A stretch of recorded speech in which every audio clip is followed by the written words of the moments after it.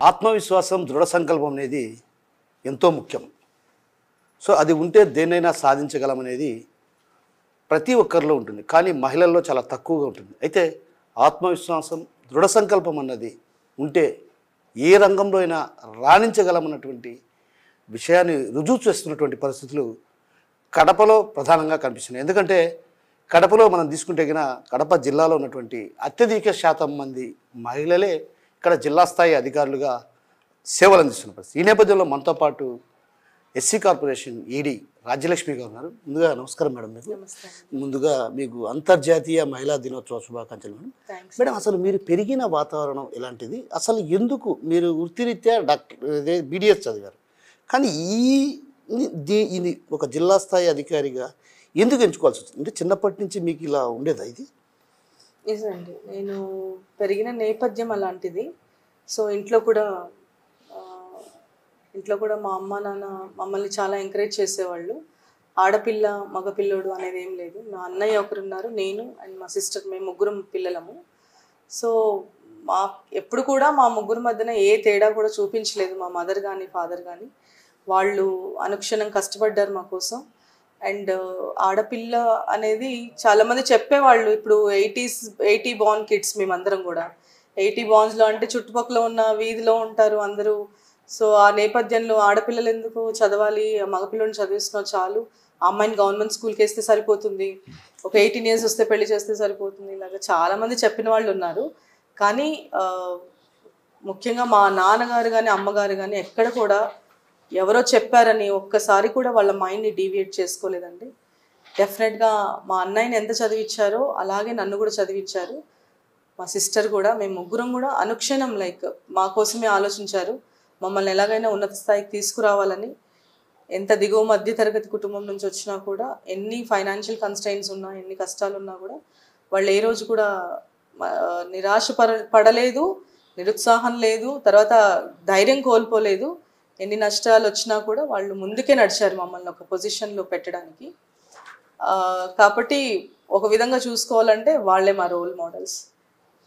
Madam, మీకు ఈ అంటే ఐఏఎస్ టార్గెట్ గ్రూప్స్ ఎందుకు వచ్చింది? అంటే చిన్న వయసు నుంచే ఇది ఉందా మీకు? చిన్న వయసు నుంచి ఏం లేదు. నేను గ్రాడ్యుయేషన్ చేసేటప్పుడు కొంచెం నైబర్ హౌసెస్లో ఒక అన్న ఉండేవారు. ఆయన ఢిల్లీ అగ్రికల్చర్ యూనివర్సిటీలో చదివేవారు అనమాట. చదువుతూ ఉంటే ఒకసారి ఆ బుక్స్ క్యాజువల్గా చూసాను నేను. సో ఒక ప్యాషన్ అనేది ఏర్పడింది ఆ బుక్స్ మీద. చాలా ఇంట్రెస్ట్ ఉండి నేను కూడా తీసుకొని చదివేదాన్ని. బట్ ఆ రోజు నేనేమో ఐఏఎస్ ఆఫీసర్ అవ్వాలనో గ్రూప్ 1 సర్వీసెస్ రాయాలనో చదవలేదు. ఇంట్రెస్ట్ కొద్దీ చదువుతూ ఉండేదాన్ని. అండ్ రాను ఇక్కడ కొంతమంది కలెక్టర్స్తో, కొంతమంది ఐఏఎస్ ఆఫీస్తో, నా ఫ్రెండ్ సర్కిల్లోనే వీళ్ళందరితో మాట్లాడేటప్పుడు ఒకలాంటి ఇన్స్పిరేషన్ నాకు తోడయ్యేది. సో దానివల్ల 2011లో నేను యాక్చువల్లీ ప్రాక్టీస్ చేస్తూ ఉన్నాను 7 Roads దగ్గర యాజ్ అ డెంటిస్ట్. ఆ టైంలో నా ఫ్రెండ్స్ ఇద్దరు సెలెక్ట్ అయ్యారు గ్రూప్ 1 సర్వీసెస్కి. సో వాళ్ళని చూసి అడిగి, మరి ప్రిపరేషన్కి అదే పనిగా వెళ్ళాలన్నా, ఎక్కడ కోచింగ్ తీసుకోవాలన్నా అని అడిగాను. అవసరం లేదు, సొంతంగా కూడా చదవచ్చు, మేము హెల్ప్ చేస్తామన్నారు. సో వాళ్ళ గైడెన్స్ తీసుకొని ఒకసారి రాసి చూద్దాం అనిపించింది. రాశాను అండ్ ఐఎమ్ హియర్, సెలెక్ట్ అయ్యాను. సో సెలెక్ట్ అయ్యి అండ్ ఐఎమ్ హియర్ అండి. మీరేమో డాక్టర్, చదివిందేమో బీడీఎస్, కానీ ఎలా సాధ్యమైంది ఈ జిల్లా స్థాయి గ్రూప్ 1 క్యాడర్ కొట్టడానికి? డాక్టర్ అన్నాక ఏంటంటే బీడీఎస్ మేము త్రూ అవుట్ ఒక 4 years 5 years అకాడమిక్ వైపు చాలా కష్టపడతాము ఆ ప్రొఫెషన్లో. ఎవ్రీ ఇయర్ ఎగ్జామ్స్ రాయడానికి long hours we use to SIT అనమాట. అట్ ఏ స్ట్రెచ్ మాకున్న అడ్వాంటేజ్ ఏంటంటే ఒక 12 to 14 hours మేము ఒకేసారి కూర్చొని చదవగలము. అదొక పెద్ద అడ్వాంటేజ్ మెడిసిన్ వైపు నుంచి వచ్చిన వాళ్ళకి. సో ఏ డిస్టర్బెన్స్ లేకుండా, చైర్లో నుంచి లేకుండా we can SIT for 12 hours easily. అది నాకు కొంచెం ఫెచ్చింగ్ అయింది అనుకుంటున్నాను. రాసే విధానం, మెయిన్స్లో ఏవైతే మనం క్వశ్చన్స్కి ఆన్సర్స్ రాస్తామో, అనలిటికల్ ఆన్సర్స్, అనాలిసిస్ చేసే ఒక లాజిక్ మెడిసిన్ చేసేటప్పుడు అలవాటు అవుతుందండి. ప్రతి ఒక్క మెడికోకి అది అలవాటు అయి ఉంటుంది. సో అది బేస్ చేసుకొని నాకు అనిపిస్తుంది నాకు ఈజీ అయింది ఎగ్జామ్స్ క్లియర్ చేయడం అని. సో ప్రిలిమినరీ అంతా కూడా నేను ఫస్ట్ అటెంప్ట్లోనే క్లియర్ చేశాను. సో అది పెద్ద కష్టమేం అనిపించలేదు. మెడికల్ బ్యాక్గ్రౌండ్ ఉండడం వల్ల, ఆ చదివే లాంగ్ అవర్స్ సిట్టింగ్ అనే ఒక అలవాటు ఉండడం వల్ల అండ్ నాకు మామూలుగానే బుక్స్ చదవడం చాలా ఇంట్రెస్టింగ్. ఎనీ ఏ బుక్ దొరికినా కూడా నేను చదివి దాంట్లో ఉన్న కంటెంట్ తెలుసుకుంటాను. అది బోరింగ్ అని ఇదని కాదు. ఒక బుక్ నాకు ఇంట్రెస్టింగ్ ఆ టాపిక్ అనిపిస్తే ఇమీడియట్గా తీసి చదువుకుంటానండి. రైట్ ఫ్రమ్ ఒక న్యూస్ పేపర్ నుంచి, ఒక మ్యాగజైన్ నుంచి, నావెల్స్ వరకు, ఫిక్షన్, నాన్ ఫిక్షన్ బుక్స్ అన్ని చదువుతానండి. ఫస్ట్ మీరు అయినటువంటి ఆఫీసర్ ఏది మేడం? ఫస్ట్ వచ్చి నేను గ్రూప్ 1 సర్వీసెస్లో 2018 first posting district social welfare ఆఫీసర్గా సెలెక్ట్ అయ్యాను. నాది స్టేట్ ర్యాంక్ 21 ఉండింది. దాంట్లో భాగంగానే నాకు డిస్ట్రిక్ట్ సోషల్ వెల్ఫేర్ ఆఫీసర్ వచ్చింది. సో ఫస్ట్ ట్రైనింగ్ నాకు చిత్తూరుకి వేశారు. తర్వాత ట్రైనింగ్ అయ్యాక పోస్టింగ్స్ కూడా నాకు చిత్తూరులోనే వేకెంట్ ఉంటే అక్కడ వేయడం జరిగింది. అండ్ 18లో జాయిన్ అయ్యాక 2021లో నాకు ప్రమోషన్ వచ్చిందండి డిప్యూటీ డైరెక్టర్గా. తర్వాత కూడా నేను అక్కడ 21 నుంచి లాస్ట్ మన జనవరి 2025 వరకు కూడా నా సర్వీసెస్ అక్కడ చిత్తూరులో అందించడం జరిగింది డిప్యూటీ డైరెక్టర్ సోషల్ వెల్ఫేర్గా. అండ్ తర్వాత అక్కడ లాంగ్ స్టాండింగ్ అయిపోయింది కాబట్టి బై ట్రాన్స్ఫర్ జీవో నేను కడపకు రావడం జరిగింది, ఎగ్జిక్యూటివ్ డైరెక్టర్ ఎస్సీ కార్పొరేషన్. అంటే చిన్నతనంలో ఏదైనా ఆర్థికపరమైనటువంటి అంటే విద్యకు కొంత ఏమవుతుందంటే మేడం, సాధారణంగా మనం చదువుకోవాలంటే ఇప్పుడు విద్యను కొనుగోలు చేయాల్సినటువంటి పరిస్థితి ఉంది. సో ఆ నేపథ్యంలో తల్లిదండ్రులు ఎప్పుడైనా ఎక్కడైనా అంటే మీ విద్య కోసం ఒక రకంగా వాళ్ళ పరిస్థితులు, ఆర్థిక పరిస్థితులు కూడా కొంత ఇబ్బందికరమైనటువంటి పరిస్థితి ఎప్పుడైనా కలిగిందా? చాలాసార్లు అండి, ఒక్కసారి కాదు, చాలాసార్లు. అనుక్షణము ఫైనాన్షియల్ కన్స్ట్రెయింట్స్ మధ్యలోనే మేము పెరిగాము, మేము చదివామండి. అనుక్షణం ఒకరోజు ప్రతి నెల మాకు పంపించే డబ్బులు, పాకెట్ మనీ, మా మెస్కి అయ్యే ఛార్జెస్ వాళ్ళకు ఒక గగనంగా ఉండేదన్నమాట. మా మదర్కి కానీ ఫాదర్కి కానీ. మధ్యలో మా మదర్ మెస్ కూడా పెట్టారు, ఫుడ్ మెస్ హాస్టల్ రన్ చేసేవాళ్ళు. సో ఎవ్రీ మంత్ నాకు మా అన్నయ్యకి ఇద్దరము వెంటనే ఉన్నాం కాబట్టి, తను ఎంటెక్ పూర్తి చేశాడు పవర్ ఎలక్ట్రికల్స్లో. వెంటనే ఉన్నాం కాబట్టి మాకు నెలకయ్యే ఖర్చులు కూడా అలాగే ఇద్దరికి. ఎంత ఫ్రీ సీట్స్ అయినప్పటికీ నా ఫీజు మామూలుగా 13,000 ఉండేదండి సంవత్సరానికి. ఎంత ఫ్రీ సీట్ అయినప్పటికీ కూడా మాకు నెల ఖర్చులు ఉంటాయి కదా పంపించడానికి కూడా. అది కూడా చాలా భారమైన రోజులు చాలా ఉన్నాయండి, చాలా కష్టపడ్డారు. సో అది ఒక ఖర్చు అనుకోవచ్చా మీరు? అదే మిమ్మల్ని ఖర్చుగా పెంచి ఈ స్థాయికి చేర్చుకుంది అనుకోవచ్చా? అంతేనండి. ఇప్పుడు మనల్ని ఎవరైనా సరే దిగువ మధ్య తరగతి కుటుంబం, నేను ఇచ్చే మెసేజ్ కూడా అంతే. ఏ ఆస్తులు లేనప్పుడు, ఏ బ్యాక్గ్రౌండ్ లేనప్పుడు, మనం ఎలాంటి ఒక ఎకరా భూమి కానీ ఏది లేనప్పుడు మనం ఎలా ఉంటాం? మన పెట్టుబడి చదువే. మనం ఒక స్థాయికి రావాలంటే మన పెట్టుబడి, మన ఇన్వెస్ట్మెంట్ చదువే. ఇంకా చదువుకుంటేనే మనం బాగా సెటిల్ అవుతాము. నా మెసేజ్ అదేనండి అంత విమెన్కి, గర్ల్స్కి.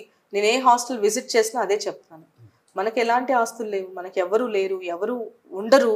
అమ్మా నాన్న కష్టపడతారు మన కోసము. మన పెట్టుబడి మన చదివే. బాగా చదువుకోవాలి, మన ఇన్వెస్ట్మెంట్ అది. మేమిద్దరం ఫ్రీ సీట్సే చదివామండి, మా అన్నయ్య కానీ నేను కానీ. అన్ని ఎక్కడ కూడా అన్ని గవర్నమెంట్ సీట్సే చదివాము. గవర్నమెంట్ సీట్లలోనే లాస్ట్ వరకు కూడా చదివాము అండ్ సెలెక్ట్ అయ్యాము. ఎక్కడ కూడా మేము ఇప్పుడు నిలదొక్కున్నాం. నవ్ వీఆర్ గుడ్, మేము బాగున్నాం ఇప్పుడు. సో దాని వెనకాల ఎన్నో సాక్రిఫైసెస్ ఉన్నాయి. మా అమ్మ నాన్నవి ఎంతో సాక్రిఫైస్ చేశారు. అట్ ద ఏజ్ ఆఫ్ 30, మేము ఇప్పుడు 35-36లో ఉంటే మా ఏజ్లోనే వాళ్ళు సాక్రిఫైసెస్ స్టార్ట్ చేస్తారు. అంటే to be frank, out of this ఇప్పుడు కూడా మనం క్రేవింగ్స్ ఉంటాయి, ఎంజాయ్ చేస్తాం, ఈ ఊరు వెళ్ళాలి ఆ ఊరు వెళ్ళాలి. కానీ అట్ ద ఏజ్ ఆఫ్ 30-32 ఆ కాలంలో వాళ్ళు టోటల్ అన్నీ వదిలేశారు. ఒక టూర్ వెళ్ళాలన్నా, ఒక మూవీ వెళ్ళాలన్నా అసలు ఏమీ లేదు. ప్రతి పైసా ఇంటికి వచ్చేది నా మీద, మా అన్నయ్య మీద, మా సిస్టర్ మీద, మా ముగ్గురు మీద ఇన్వెస్ట్ చేశారు, పెట్టారు. అండ్ అన్కండిషనల్గా ఈరోజు వాళ్ళు ఏమి అడగరు. మేమంతా బాగా సెటిల్ అయినాం ఇప్పుడు. ఈరోజు వీఆర్ అర్నింగ్ గుడ్ అమౌంట్. నేను డెంటిస్ట్గా కూడా బాగా అర్న్ చేశాను. ఇప్పుడు యాజ్ ఆఫీసర్ నాకు కూడా నెల బాగా వస్తుంది. మా హస్బెండ్ కూడా వెల్ సెటిల్డ్. కాకపోతే ఏం ఎక్స్పెక్ట్ చేయరు. ఈ రోజు కూడా ఒక పైసా మేము ఏజ్డ్ ఉన్నాం, మాకు ఇలా unexpected, unconditional love, unconditional sacrifices అండి ఇవి. I can say this. అంటే అమ్మా నాన్న మీకోసం జీవితాన్నే త్యాగం చేసినారు. అంటే సాధారణంగా భార్య భర్త అన్నాక ఏమవుతుందంటే కొంత ఎంజాయ్మెంట్ అనేది కోరుకుంటారు ఎవరైనా. జనరల్గా మేడం నేనేమంటున్నానంటే, జనరల్గా ఏ భర్త అయినా ఏ భార్య అయినా తన ముందు వాళ్ళ ఇది కోరుకుంటారు. కానీ పిల్లల భవిష్యత్తు కోసం మీరు అన్నట్లు ఏంటంటే ఒక రకంగా జీవితాన్ని పూర్తిగా త్యాగం చేసినట్టు అనుకోవచ్చు కదా? ఎస్ కంపల్సరీ 100కి 200%. I can say this with all assurance. ఖచ్చితంగా. ఎందుకంటే మేము చూసాం దగ్గర నుంచి. వాళ్ళు ఏ రోజు కూడా, నాకు తెలుసు అసలు నేను ఇన్నేళ్ల నుంచి చూడలేదు వాళ్ళని ఒక మూవీకి వెళ్ళడం కానీ అసలు ఒక దేనికైనా వెళ్ళడం కానీ ఎక్కడికైనా వెళ్తే ఖర్చు అది ఎక్కువ అవుతుంది, అది పిల్లలకి యూజ్ అవుతుంది కదా అనే భావనతోనే ఉంటారు. ఈ రోజుకి కూడా మేము ఇంత సంపాదిస్తున్నాం, ఇంత బ్యాక్ ఎండ్ ఉంది, ఇంత బాగా సెటిల్ అయినాం, ఈ రోజుకి కూడా మా గురించి ఆలోచిస్తారు వాళ్ళిద్దరు. So I'm lucky to have that parents. I'm blessed అనాలి. దేవుడు మంచి పేరెంట్స్ ఇచ్చారు. అట్ ద సేమ్ టైం ఇటువైపు చూసినా కూడా నాకు దేవుడు I'm blessed with good in laws, మంచి in laws. And my husband is also very nice person. So వాళ్ళందరి సపోర్ట్ ఉండడం వల్లనే ఇక్కడ నేను ఎలాంటి జంకు లేకుండా, ఎలాంటి భయం లేకుండా నిర్భయంగా నా సర్వీసెస్ నేను అవుట్ రైట్గా అందించగలుగుతున్నాను. మేడం, మీ వయసులో మీ నాన్న మీ అమ్మ ఇద్దరు బాగా కష్టపడి మిమ్మల్ని పెంచి ఈ స్థాయిలో చూశారు. So how they are feeling? అంటే మిమ్మల్ని ఒక జిల్లా స్థాయిలో చూసిన తర్వాత వాళ్ళ ఫీలింగ్ ఎలా ఉంది? గతంలో ఏదైతే వాళ్ళు కోల్పోయినటువంటి సంతోషాన్ని ఇప్పుడు మీరేమైనా అందిస్తున్నారా? ఎస్ ఎస్, అది వాళ్ళు చెప్పరు కానీ దే ఫీల్ సో ప్రౌడ్. మా ఫాదర్ మదర్ చాలా ప్రౌడ్గా ఫీల్ అవుతారు. ఇప్పుడు వీధిలో ఉన్న వాళ్ళు ఆ రోజు ఎవరైతే చెప్పారో ఆడపిల్ల చదువు ఎందుకు అని, వాళ్ళందరు నోళ్ళు కూడా మూత పడిపోయి ఉంటాయి కదండి. ఇప్పుడు ఏం no words for them, no words to talk. వాళ్ళు కూడా ఈవెన్ వీధిలో ఉన్న వాళ్ళు కూడా చాలా హ్యాపీగా ఫీల్ అవుతున్నారు. అరే మా పాప గ్రూప్ 1 ఆఫీసర్గా ఉంది, డిస్ట్రిక్ట్ జిల్లా స్థాయి ఆఫీసర్లో ఉంది, డెంటిస్ట్గా కూడా సర్వీసెస్ అందించింది మా అందరికీ. ఇప్పుడు కూడా మళ్ళీ గ్రూప్ 1 ఆఫీసర్గా కడపకు రావడం వాళ్ళకి చాలా ఆనందంగా ఉంది. నేను పెరగడం చూసిన వాళ్ళు ప్రతి ఒక్కరూ చాలా ఆనందంగా ఉన్నారు. వాళ్ళ ఆనందం చూసి మా నాన్న అమ్మ డెఫినెట్గా దర్ వెరీ ప్రౌడ్. వాళ్ళు మా దగ్గర నుంచి ఎలాంటి మానిటరీ థింగ్స్ ఏం ఎక్స్పెక్ట్ చేయకుండా మేము ఏదో ఇవ్వాలి నెల నెల వాళ్ళకి గడవాలి అలాగే ఏమీ లేదు. ఈ రోజుకి కూడా ఇదే జస్ట్ మమ్మల్ని చూస్తూనే వాళ్ళు హ్యాపీగా ఉన్నారు అంతే. మా అన్నయ్య BHLలో తను పబ్లిక్ సెక్టర్లో DGM అండి, డిప్యూటీ జనరల్ మేనేజర్. తను పవర్ ఎలక్ట్రికల్స్ చేశాడు. అప్పట్లోనే BHLలో టాప్ 100 ర్యాంక్లో వచ్చింది. తను సర్వీస్ కూడా ఆల్మోస్ట్ 15 years పైన నుంచి BHL వర్క్ చేస్తున్నారు. మిర్యాలగూడ యూనిట్కి తను DGMగా వర్క్ చేస్తున్నాడు.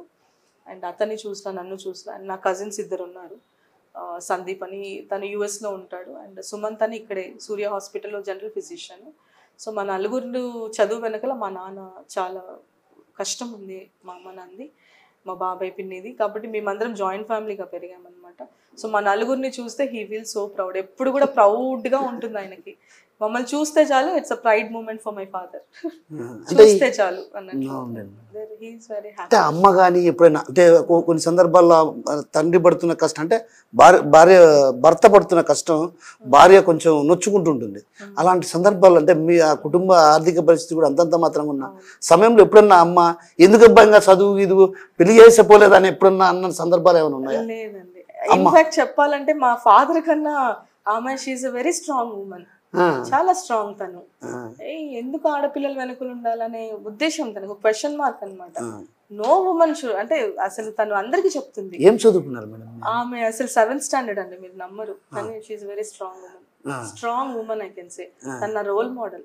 ఈవెన్ నేను ఈ కోచింగ్కి వెళ్ళాలి, ఎలాగా నేను క్లినిక్ రన్ అవుతుంది, క్లినిక్ క్లోజ్ అయినప్పుడు నాకు కోచింగ్ అవ్వదు, రెండు చేయాలంటే నాకు బ్యాలెన్స్ అవ్వదు అన్నప్పుడు అవసరం లేదు, క్లినిక్ మనీ ఎవరికి కావాలి, క్లోజ్ చేసి అసలు నువ్వు వెళ్ళొద్దు, నువ్వు కోచింగ్కి వెళ్ళు నీకు ఇష్టము అంటే. తను చాలా మా నాన్నను ఒకసారి ఆలోచిస్తాడు, ఓకే ఇది ఎలా చేయాలి, ఏం చేయాలి, ఏ విధంగా అయితే వాళ్ళకి నేను హెల్ప్ చేయగలను. మా మదర్ అవుట్ రైట్, తను అస్సలు ఆలోచించదు. ఇల్లు అమ్మేద్దాము, ఏముంది దాంట్లో, చదువుకోండి మీరు, మీకన్నా ఎక్కువ కాదు కదమ్మా అంటే అలాంటి మాటలు మాట్లాడతారు. Very strong women. తనకు ఒక మైండ్ వెరీ స్ట్రాంగ్ అండి, వెరీ స్ట్రాంగ్. అయితే చదువుకున్నోళ్ళే అంత మటుకు ఆలోచించడం లేదు. మీ అమ్మ చదువుకోలేదు, కేవలం 7th standard. There is no curbing of my freedom. ఏ రోజు కూడా ఈ రోజు అమ్మ నేను ఇక్కడ వెళ్ళాలి హైదరాబాద్, నేను ఒక్కదాన్నే వెళ్ళేదాన్ని, నేను ఒక్కదాన్నే ఎగ్జామ్ ఏదైనా రాసేదాన్ని. వచ్చింది నాకు తోడు కానీ అలాగ వెళ్ళడము, భయపడ్డం వాళ్ళు నన్ను ఒక్కదాన్నే వదిలేస్తే ఎలాగానని, అలా ఏం లేదు. వాళ్ళు నాకు లాట్ ఆఫ్ ఫ్రీడమ్ ఇచ్చారు. అండ్ ఐ ఫీల్ నేను ఆ ఫ్రీడమ్ని ఎప్పుడు కూడా మిస్యూజ్ చేయలేదు. అండ్ ఐఎమ్ హియర్ టుడే మీ అందరి ముందర. వాళ్ళు ఇచ్చిన ఫ్రీడమ్ నాకు సొంతంగా ఆలోచించే తెలివితేటలను ఇచ్చింది, భయం లేకుండా సొసైటీలో ఉండే తెలివితేటలు వచ్చింది. ఐ కెన్ కమ్యూనికేట్ ఎక్కడైనా, నేను I can communicate on any platform. ఎలా సాధ్యం మేడం? అంటే ఒక రకంగా బయటికి పోవాలంటేనే మహిళలు భయపడే పరిస్థితి ఉన్నటువంటి పరిస్థితులు అప్పట్లో. కానీ మీరు ఎలా ఇది ఒంటరిగా వెళ్ళటం ఇలాంటివి చూస్తే అంటే మీ ఇంట్లోనే మీకు ఇది మోటివేట్ చేసేవాళ్ళ? ఎస్ అండి, మా ఇంట్లో మా నాన్నగారు కానీ అమ్మగారు కానీ చాలా మోటివేట్ చేసేవాళ్ళు. ఇన్ఫ్యాక్ట్ నేను కాలేజ్ చదివేటప్పుడు కూడా ఒక్కదాన్నే వెళ్ళేదాన్ని. నేను చిత్రదుర్గ అంటే నేను I need to change 2 trains and 1 bus అనమాట. నేను కాలేజ్కి వెళ్ళాలంటే కడప నుంచి గుంతకల్ వెళ్ళాలి, గుంతకల్ నుంచి బళ్ళారి, మళ్ళీ బళ్ళారి నుంచి నేను చిత్రదుర్గకి బస్కి వెళ్ళాలి. సో మిడ్ నైట్ ట్రైన్స్ వచ్చేవి, then they use to guide me, books చదువుతూ కూర్చో, నీకే కష్టం. మా నాన్న నిరంతరం గైడ్ చేసేవాడు, ఇలాగుండాలి అలాగుండాలి, ఇలా వెళ్ళాలి, ఎవరిని అప్రోచ్ అవ్వాలి. సో ఎవ్రీ మూమెంట్లో మాకు గైడెన్స్ దొరికేది మా ఫాదర్ది, మా మదర్ది. కాబట్టి మాకు ఎక్కడ కూడా ఎలాంటి ఇబ్బందులు లేవు. అండ్ మేము వెళ్ళిన చోట కూడా మా టీచర్స్, గురువులు అందరూ కూడా వాళ్ళ స్థాయి, అంటే వాళ్ళ ప్రమేయం కూడా చాలా ఉంది మేము ఈ స్థాయికి చేరడానికి. గ్రాడ్యుయేషన్లో కానీ మా గురువులు, లేకుంటే అన్ని చోట్ల, like I have my gurus in every field. నాకు ధైర్యం ఇచ్చి నేను ఒక స్థాయిలో ఉండేలాగా, నేను ఒక మంచి పేరు తెచ్చుకునేలాగా, గుడ్ విల్ తెచ్చుకునేలాగా అనుక్షణం సాయపడిన వాళ్ళు చాలామంది ఉన్నారండి. అంటే నాకు ఇప్పుడు క్లినిక్ కూడా, నేను డాక్టర్ హేమసుందర్ రెడ్డి అని ఈరోజు బోస్టన్ యూనివర్సిటీలో ఉన్నారు. ఆయన ఆ రోజు నా మీద నమ్మకంతో క్లినిక్ నాకు ఇచ్చేసి వెళ్ళిపోయారు. బట్ ఎక్కడ కూడా ఆయన నమ్మకాన్ని నేను చేయలేదు, కష్టపడ్డాను, కష్టపడి గుడ్ విల్ తీసుకొచ్చాను. అంటే ఒకటి మా నాన్నగారు ఎప్పుడు చెప్తూ ఉంటారు, నువ్వెంత బంగారు పల్లెనైనా నీకు సపోర్ట్ కావాలి గోడ కొట్టాలంటే నిన్ను అని అనేవాళ్ళు. సో మనకి సపోర్ట్ లేదు, ఆపర్చునిటీ ఇవ్వకపోతే మనల్ని మనం ప్రూవ్ చేసుకోలేము. బట్ లక్కీగా దేవుడి దయ వల్ల నాకు ప్రతి చోట ఒక ఆపర్చునిటీ దొరికింది నన్ను నేను ప్రూవ్ చేసుకోవడానికి. ఏది కూడా నేను వద్దని లేదు, నా లైఫ్ ఎలాగుంది, నేను ఎవ్రీథింగ్ నేను ఐ యాక్సెప్టెడ్. అండ్ అది నేను ప్రూవ్ చేసుకోవడానికే నేను యూస్ చేసుకున్నాను దాన్ని. మేడం, ఈ మీ సర్వీస్లో ఎప్పుడైనా కానీ ఎవరైనా కొంచెం ర్యాష్గా, అంటే కొన్ని సందర్భాల్లో ఏమవుతుందంటే ఆ పని చెప్పినాక కాలేదు ఇది కొంచెం బ్రౌడ్ ర్యాష్గా అలాంటి చేసిన సందర్భాల్లో మీరు హర్ట్ అయిన సందర్భాలు ఏమైనా ఉన్నాయా? అంటే యూజువల్లీ అండి, లైక్ కలెక్టర్స్ కానివ్వండి, సెక్రటరీస్ అని, ఏదో మనం సరిగ్గా రిపోర్ట్స్ అవి ఇవి మనం టైంకి అందించలేకపోయినా, లేదంటే పొరపాట్లు అయినప్పుడు హార్ష్గా ఎవరు మాట్లాడరు. బట్ కొంచెం డిస్కంటెంట్ చూపిస్తారనమాట. ఏంటి నేను ఇదేనా మీ దగ్గర నుంచి ఎక్స్పెక్ట్ చేస్తుంది, ఐ ఎక్స్పెక్టెడ్ మోర్, కానీ మీరేంటి ఇలా చేశారనేది ఒక 2-3 సందర్భాలు ఉన్నాయి. కానీ ఎప్పుడు నేను ఫీల్ అవ్వలేదు దానికి, ఎందుకంటే మనము అలాంటి సందర్భాలు ఉన్నప్పుడు మనల్ని మనం కరెక్ట్ చేసుకునే అవకాశం అది.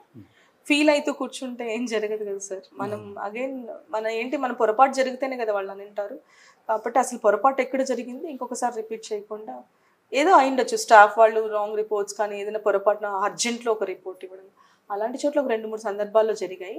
బట్ అది నేను ఆత్మవిమర్శన చేసుకుంటాను. అండ్ అది కూడా నాకు అలవాటైంది. నేనంటే ఆల్మోస్ట్ 5-6 years ప్రాక్టీస్ చేశాను క్లినిక్లో కూడా. సో సొసైటీతో అనుబంధము, పబ్లిక్ ఇంటరాక్షన్స్, వీటి వల్ల నాకు కూడా అలవాటైనాయి అలాంటివన్నీ. ఫస్ట్ మనసు నొచ్చుకోనండి, కానీ ఎందుకు అన్నారని ఆలోచిస్తాను ఫస్ట్. అంటే తప్పు ఉంటే నేను సరిదిద్దుకుంటాను. కాదు మేడం, మహిళలు సాధారణంగా ఎట్లుంటారంటే కొంచెం సెన్సిటివ్, అంతవరకు రానిచ్చుకోలేదు. 1-2 సందర్భాల్లో సీఎం ప్రోగ్రామ్స్, పెద్ద పెద్ద ప్రోగ్రామ్స్ అప్పుడు చిన్నవి జరుగుతాయి. సో ఇమీడియట్ గా కరెక్ట్ చేసుకొని నేను ఇమీడియట్ గా ఒక 1 hour లో మళ్ళీ దాన్ని అంతా సరి చేసేసేదాన్ని. సో ఆ కెపాసిటీ, ఆ ఫ్రీడమ్ కూడా నేను పనిచేసిన కలెక్టర్స్ నాకు ఇచ్చారు. చిత్తూరులో నేను పనిచేసిన ప్రతి ఒక్క కలెక్టర్ సార్ కూడా ఐఎమ్ థ్యాంక్ఫుల్ టు దెమ్. వాళ్ళు నాకు యాక్సెస్ ఇచ్చారు, ఫ్రీడమ్ ఇచ్చారు. నా సర్వీసెస్ నేను ప్రతిసారి నిరూపించుకోవడానికి నాకు మంచి అవకాశాలు ఇచ్చారు నా సుపీరియర్స్ అందరు కూడా. So I'm thankful to every one అండి. వాళ్ళు అరిచినంత మాత్రం I take it as advice. ఎందుకంటే నాకు కొత్తనే కదా, మనం నేర్చుకోవాలి. We should learn from our mistakes అనేది నేను right from my 8th standard నాకు అది అలవాటైంది. నేను చదివిన స్కూల్ ప్రకారం, నా స్కూల్స్లో మాకు అవే నేర్పిస్తారు. నేను సైనిక్ స్కూల్లో, కిత్తూరు రాణి చెన్నమ్మ సైనిక్ స్కూల్లో చదివాను 6th standard నుంచి, నిర్మలా కాన్వెంట్ తర్వాత. ఆ స్కూల్స్లో అలాగే మమ్మల్ని ట్రైన్ చేస్తారండి. We are trained very hard, we are trained with the communications, we are trained how to communicate. So మమ్మల్ని అలాగే పెంచుతారు ఆ స్కూల్లో, గ్రూమింగ్ అలాగే ఉంటుంది. ఆ అలవాటు నాకు 8th standard నుంచి అలవాటు ఉంది. సో ఎవరైనా ఏమన్నా వెంటనే రియాక్ట్ అవ్వను, కొంచెం ఆలోచించే రియాక్ట్ అవ్వను. మేడం, ఇప్పుడు సమాజంలో తల్లిదండ్రులు అమ్మాయిలను 10th ఇంటర్మీడియట్ వరకే చదివించేసి ఆ తర్వాత పెళ్ళిళ్ళు చేస్తున్నారు. అలాంటి వారికి మీరు ఎలాంటి సందేశం ఇస్తారు? ఇంకోటి ఏమంటున్నా అంటే, మీరు అన్నారు, ఒక మాట అన్నారు, మధ్యతరగతి కుటుంబం, మా నాన్న అదే చిరిగిపోయిన నోట్ల ఇది చేస్తూ మా తల్లిదండ్రులు కష్టపడి మమ్మల్ని ఈ స్థాయికి పెంచారన్నటువంటి భావం. సో అలాంటి పరిస్థితులు ఉన్నటువంటి ఏదైతే ఆ కుటుంబాలకు మీరు ఎలాంటి సలహాలు ఇవ్వబోతున్నారు అమ్మాయిల పట్ల? యూజువల్లీ ఇప్పుడు నేను పెరిగిన మా కుటుంబ నేపథ్యం వేరే ఉండొచ్చు, అది ఎక్కడో 1-2%. 98% చూసుకుంటే పేరెంట్స్ నార్మల్గానే ఆలోచిస్తారు, ఇంటర్మీడియట్ అయ్యాక 10th అయ్యాక పెళ్ళిళ్ళు చేసేయాలని. బట్ నా మెసేజ్ ఏంటంటే ఎవ్రీ పేరెంట్కి, మీరు పెంచడంలో ఉంటుందండి. మీరు ఎంత ధైర్యంగా పెంచితే ఆ అమ్మాయి అంత ధైర్యంగా సొసైటీకి సర్వీసెస్ ఇస్తుంది. తర్వాత తనకు కూడా తను ఇచ్చుకోగలుగుతుంది. రేపు ఇప్పుడు నేను ఎంత ఇండిపెండెంట్ ఉమ్మన్నో అలాగే నేను ప్రతి ఒక్క అమ్మాయి అవ్వాలనే కోరుకుంటాను. పేరెంట్స్ పాత్ర చాలా ఉంటుంది, ముఖ్యంగా మదర్ది. ఖచ్చితంగా వాళ్ళు ఆ అమ్మాయి పుట్టినప్పుడు ఏదో బర్డెన్ అనుకోకుండా, ఇంటికి మహాలక్ష్మి పుట్టిందని అంటారు కదా, పుట్టినప్పుడు అలా అంటారు, మరి 10th స్టాండర్డ్ 12th స్టాండర్డ్ వచ్చినప్పుడు ఎందుకు అనుకోరు అలాగా? సో కాబట్టి 10th స్టాండర్డ్ 12th స్టాండర్డ్ వచ్చినా కూడా ఆ అమ్మాయి మహాలక్ష్మి, పెళ్ళై బయటికి వెళ్ళినా కూడా అమ్మాయి మహాలక్ష్మి. సో చాలా స్కీమ్స్ ఉన్నాయి ప్రతి ఒక్క పేరెంట్కి. అప్పుడు నేను చదివేటప్పుడు లేకపోయిండొచ్చు, మా పేరెంట్స్ చాలా కష్టపడ్డారు. బట్ ఈ రోజు ఉన్న స్థితిలో గవర్నమెంట్ చాలా స్కీమ్స్ అందిస్తుంది, ఫ్రీ ఎడ్యుకేషన్ అందిస్తుంది. కాబట్టి పేరెంట్స్కి ఒకటే మాట చెప్తున్నాను, బర్డన్గా ఫీల్ అవ్వకుండా, ఏమో అయిపోతుందని ఫీల్ అవ్వకుండా, వాళ్ళని ధైర్యంగా పెంచి మంచి శిక్షణ ఇచ్చారంటే ఇంటి నుండే వాళ్ళు డెఫినెట్గా మంచి స్థాయిలో సెటిల్ అవుతారండి. ఎవ్రీ పేరెంట్ ఆ విధంగానే ఆలోచించాలి. పాడైపోతుంది, చెడిపోతుంది, ఈ ఫోన్స్ అవి ఇవి చూసి వాళ్ళు ఏమైనా చేసేస్తారు. అందుకే తొందరగా పెళ్ళిళ్ళు చేస్తే, పెళ్ళిళ్ళు చేసిన తర్వాత కూడా జరుగుతాయి అలాంటివి. అదే మనం ఒక అమ్మాయిని మంచి శిక్షణతో పెంచామంటే ఆ అమ్మాయి సొసైటీకి ఉపయోగపడుతుంది, తన కుటుంబానికి ఉపయోగపడుతుంది, తను కూడా ఉపయోగపడుతుంది. ఫైనాన్షియల్ ఇండిపెండెన్స్ అనేది చాలా చాలా ఇంపార్టెంట్ అండి ఇప్పుడున్న సిచ్యువేషన్లో. ఉమెన్కి, ప్రతి ఒక్క అమ్మాయికి ఫైనాన్షియల్ ఇండిపెండెన్స్ అనేది చాలా చాలా ఇంపార్టెంట్. ఆ అమ్మాయిని మనం ఏదో కార్నర్లో పెట్టి పెంచామంటే రేపు అనుకోని పరిస్థితుల్లో ఆ అమ్మాయి తన కోసం నిలబడాలి. అలాంటి నిలబడేలాగా మనం పెంచాలి, అలాంటి చదువు ఇప్పించాలి, అలాగా వెళ్ళేలాగానే మనం ప్రోత్సాహం చేయాలి. ఎక్కడ కూడా మనం పెంచే తీరుని బట్టి ఉంటుంది. సో మనం బాగా అమ్మాయిని ప్రోత్సహించి పెంచగలిగితే ఆ అమ్మాయి గొప్ప వరంగా మారుతుందండి. వాళ్ళ ఇంటికే కాదు, మొత్తం దేశానికే she'll be a best example. ఎంతమందిని చూడట్లేదు మనము. Central government minister Nirmala Sitharaman మేడంది స్పీచెస్ వింటూ ఉంటే అలా పార్లమెంట్లో వింటూ ఉండాలనిపించేది. సుధామూర్తి మేడంది. సో ఇలాగ చాలామంది అండి వింటూ ఉంటే అలాగా వింటూ ఎన్ని దేశాలని ఎంతమంది విమెన్ ఏలుతున్నారు. ఈవెన్ మన దేశంలో కూడా గతంలో కూడా మీరు వేదిక ఏజ్ నుంచి చూసినా కూడా women ruled India, women ruled భారతదేశం. అన్ని మహారాణులు ఎవరినైనా చూడండి, వాళ్ళకి ఎంత ఇంపార్టెన్స్ ఇచ్చేవాళ్ళు. సో అది రాను మధ్యలో మిస్ అయింది. But again it should take up. So my message is to every parent is, అందరినీ ఈక్వల్గా ట్రీట్ చేయండి. అబ్బాయి అమ్మాయి అనేది ఏం లేదు, అందరికీ ఖర్చులు అవుతాయి. సో ఈక్వల్గా వాళ్ళని గ్రూమ్ చేసామంటే వాళ్ళు మంచి అసెట్గా మారుతారు ఈ దేశానికి, నీ కుటుంబానికి. మేడం చివరిగా చిన్న మాట అడిగేసి క్లోజ్ చేస్తాను మేడం. ఆత్మస్థైర్యాన్ని కోల్పోయి కొంతమంది మహిళలు ఆత్మహత్యలు చేసుకుంటున్నారు. సో అలాంటి వాళ్ళకు మీరు ఇచ్చే సూచన ఏంటి? అది చిన్న అంటే క్షణికావేశంలో ఆ రోజు అలా జరిగిపోయింది, అలా ఆ ఆవేశంలో చాలామంది ఇలాంటి దుర్ఘటనలకు అయితే పాల్గొంటున్నారండి. నా సందేశం ఒకటే, మీరు ఎవరి వల్ల ఇప్పుడు ఒక ఆత్మహత్య చేసుకోవాలన్నంత ధైర్యం ఉన్నప్పుడు బ్రతికే దానికి కూడా ధైర్యం ఉంటుంది. చావడం అనేది మనం ఒక చిన్న పిన్తో కూడా గుచ్చుకోలేం మనం.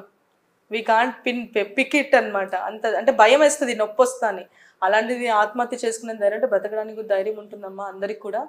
కాకపోతే ఏంటంటే మీరు ఆత్మహత్య చేసుకునే కారణాలకి ఒకవేళ చేసుకోవాలంటే మీరై ఉండాలి, వేరే వాళ్ళ వల్ల మీరు అసలు ఆత్మహత్య చేసుకోకూడదు.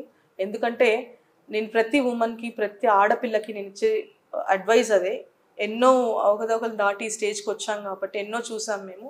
ఈవెన్ నేను కాలేజ్ గర్ల్స్ హాస్టల్స్ విజిట్ చేసినప్పుడు కూడా మేము చాలా ఇంటరాక్ట్ అవుతూ ఉంటాం వాళ్ళ సమస్యల్ని, వాళ్ళకి అలాగా గతంలో డీడీ సోషల్ వెల్ఫేర్గా చేసినప్పుడు. బట్ వాళ్ళ మెంటాలిటీ, వాళ్ళ లాజికల్ ప్రకారము మీరు ఏదో ఎవరి వల్లనో ఏమి చేసుకోకండి దయచేసి. సెల్ఫ్ లవ్ అనేది చాలా ఇంపార్టెంట్. మీరు బయట వాళ్ళ గురించి ఆలోచిస్తారు, మీ గురించి మీరు ఆలోచించండి. ఒక్క నిమిషం మీ గురించి మీరు ఆలోచిస్తే అసలు ఆ సిచ్యువేషన్ నుంచి డెఫినెట్గా బయటకు వచ్చేస్తారు. అండ్ లైఫ్ చాలా ఉందమ్మా, ఒక ఎపిసోడ్తో అయిపోదు, ఒక చాప్టర్తో అయిపోదు. కంప్లీట్ బుక్ నెక్స్ట్ పేజ్ ఏముందో లేదో తిప్పితేనే కదా తెలుస్తుంది. So we have to read complete book. నీ లైఫ్ బుక్ కంప్లీట్గా చదవాల్సిందే. దేవుడు మిమ్మల్ని ఆహ్వానించేంత వరకు మీరు ఉండాల్సిందే. ఏదైనా సాధ్యమైనంత వరకు మీకు సర్వీస్ చేసుకుంటూ సొసైటీకి చేయాల్సిందే. And suicide is not the solution for everything. అసలు అది సొల్యూషనే కాదు, అది చాలా చాలా పెద్ద తప్పు. సో స్ట్రాంగ్గా ఉండాలి. Every women and lady should be very strong. Live for your self. Self love అనేది చాలా ఇంపార్టెంట్.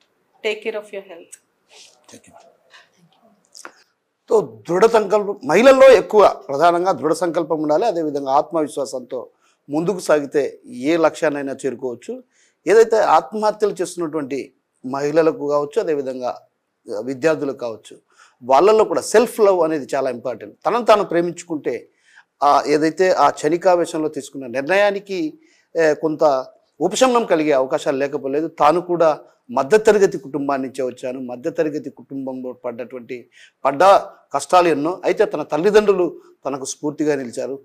వారు జీవితాన్ని అంటే జీవితంలో ఎంతో ఆనందపు క్షణాలను గడపాల్సినటువంటి మా తల్లిదండ్రులు ఆ ఆనందపు క్షణాలను వదిలేసి తమ కోసం కష్టపడ్డారు. ఆ కసి అనేది ఉంటే మాత్రం ఖచ్చితంగా మనం ఉన్నత శిఖరాలకు చేరుకోవడం ఖాయమన్నటువంటి విషయాన్ని మనతో పాటున్నటువంటి సాంఘిక సంక్షేమ ఎస్సీ కార్పొరేషన్ ఈడీ రాజ్యలక్ష్మి గారు చెప్తున్నారు. ఆత్మవిశ్వాసం, అంతులేని పట్టుదల ఉంటే దేన్నైనా సాధించగలం, ఏ రంగంలో అయినా రాణించగలం అన్నటువంటి దృఢ సంకల్పంతో ముందుకు సాగుతూ అంగవైకల్యం ఉన్నప్పటికీ కూడా ఏదైతే దాన్ని కూడా అధిగమించి ఓ ఉన్నత శిఖరాలకు చేరుకున్నటువంటి సాంఘిక సంక్షేమ శాఖ డిప్యూటీ డైరెక్టర్ సరస్వతి గారు మనతో పాటు ఉన్నారు. మేడం, ముందుగా మీకు నమస్కారం. నమస్తే అండి. మేడం, మీ ప్రాపర్ ఏది? నమస్తే అండి. ప్రాపర్ ఒరిజినల్గా చెప్పాలంటే నాన్నగారిది కడప జిల్లా ముద్దనూరు మండలం తిమ్మాపురం గ్రామము. బట్ నాన్నగారి ఉద్యోగ రీత్యా సెటిల్ అయిండేది నంద్యాల జిల్లా గోస్పాడు మండలం యాలూరులో. మేము పుట్టి పెరిగిందంతా అక్కడే. మా స్టడీ అంతా కర్నూలు కేవీఆర్ మహిళా కళాశాల, సిల్వర్ జూబ్లీ కళాశాలలో బీఈడి పూర్తి చేశానండి. అంటే మీరు చిన్నప్పటి నుంచే ఈ ఆకాంక్ష ఉందా మేడం? ఓ స్థాయిలో ఉండాలి, ఓ జిల్లా స్థాయి అధికారి కానీ, లేదంటే గ్రూప్స్ టార్గెట్ ఏమైనా పెట్టుకున్నారా చిన్నప్పుడే? ఏ వయసులో మీకు ఈ బీజం పడింది? టార్గెట్ అనేది కాదు కానివ్వండి, ఫస్ట్ నుంచి కూడా చిన్నతనం నుంచి కూడా ఫస్ట్ గురువు మా నాన్నగారే. మా నాన్నగారు ఏదైనా సరే ఫస్ట్ మాకు ఆయన యాక్చువల్గా వెటనరీ డిపార్ట్మెంట్లో చేస్తారు లైవ్ స్టాక్ అసిస్టెంట్గా. మేము 5 మంది పిల్లలము నాన్నగారికి. మా 5 మంది పిల్లలను నాన్నగారు ఏం చేస్తారంటే జాబ్ అయిన తర్వాత సాయంకాలం కూర్చోబెట్టి మాతో పాటు మా ఇంటి చుట్టుపక్కల ఉన్న అందరు చిన్నపిల్లలని అందరినీ కూర్చోబెట్టి ఎక్కాలు, ఏబిసిడీలు అలాంటి చిన్నప్పటి నుంచి కూడా ఎడ్యుకేషన్ మీద ఇంట్రెస్ట్ అనేది బాగా మాలో డెవలప్ అయ్యేటట్లు చేసింది మా నాన్నగారు. తర్వాత స్కూల్లో టీచర్స్ను అంటే ముఖస్థుతి కోసం కాదు కానీ నేను ఫస్ట్ క్లాస్ స్టూడెంట్ను, స్కూల్ ఫస్ట్ స్టూడెంట్ను, టీచర్లందరికీ ఫేవరెట్ స్టూడెంట్ను. వాళ్ళందరూ నన్ను బాగా ఎంకరేజ్ చేసేదాన్ని బట్టి నేను ఇంకా మంచిగా చదవాలి, మంచి ఈ స్థాయి రావాలనేది అయితే అప్పట్లో నాకు తెలియదు. అంటే ఇట్లా ఇంత మంచి, నేను పుట్టి పెరిగింది అంత పల్లెటూరు, చదివిండేది కర్నూలులో, అట్లా చదివినా కూడా ఒక మంచి స్థాయి అనే దాన్ని ఊహించుకోలేదు. కానీ నేను ఇంకా మంచిగా చదువుకోవాలి, మా నాన్నగారి మాదిరి అందరికీ సర్వీస్ చేయాలనే ఆలోచన అయితే ఉన్నిందండి నాకు. అంటే నేనేమంటానండి మేడం, ఒక్కొక్కరికి ఒక ఎయిమ్ అనేది ఉంటుంది వయసులో.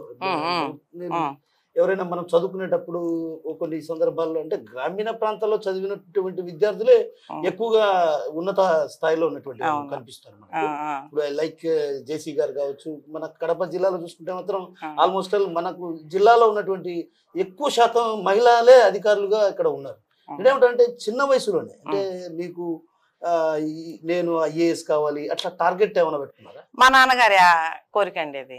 నా కూతురు ఒక మంచి పొజిషన్ లో ఉండాలి, నా కళ్ళెదురుగా నా కూతురును నేను ఒక మంచి పొజిషన్లో చూడాలి అనేది ఆయన కోరిక.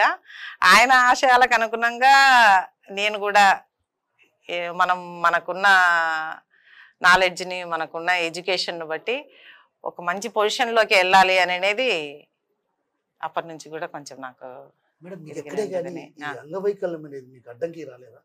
అస్సలు లేదండి, అస్సలు. ఒక్కసారి మాత్రము ఎక్కడంటే నాకంటే మా నాన్నగారు ఎక్కడ బాధపడ్డారంటే, బట్ ఈ విషయంలో మాత్రం నేను నా తల్లిదండ్రులకు ఏమి ఇచ్చినా నేను వాటి రుణం తీర్చుకోలేనండి.